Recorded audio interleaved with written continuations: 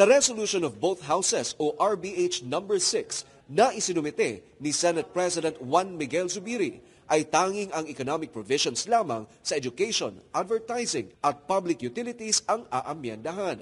Sinabi ni Senator Amy Marcos, dapat pa rin mag-ingat sa kompromisong resolusyon dahil isinusulong pa rin ito ang charter change o CHACHA sa pamamagitan ng Constitutional Assembly. Ipinunto ng Senadora na hindi napapanahon ang CHACHA lalo't papalapit na ang 2025 midterm elections. Wala naman daw kasing garantiya ng economic provisions lang talaga ang gagalawin sa sinasabing pag-amyenda. Sa palagay ko, it's no guarantee because you cannot stop any legislator from bringing forth another issue, another constitutional provision. They cannot be prohibited from that kahit ang kasunduan, talagang yun tatlo lamang. At maski yung tatlo, ang duda ko, mahihirapan tayo kasi papasok na tayo sa next election cycle by October, kandidato na naman, kaming lahat. Parang maguguluhan tayo dyan, sabi nung iba. Di wala ng 2025 election. Sa halip na pagtuunan ng pansin ang CHACHA, ay marami pa namang mas importanteng issue ang dapat na pag-usapan na siguradong makatutulong sa pagbangon ng bansa mula sa pandemya.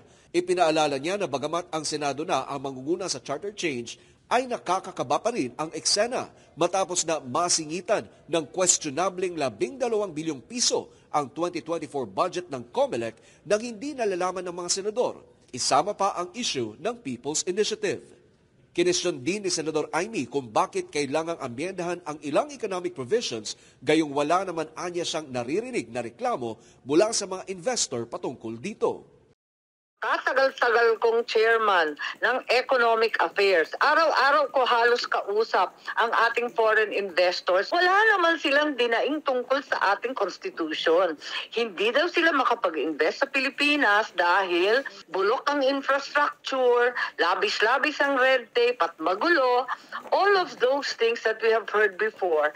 Pero ni minsan nabanggit yung constitution ninyo walang kwenta.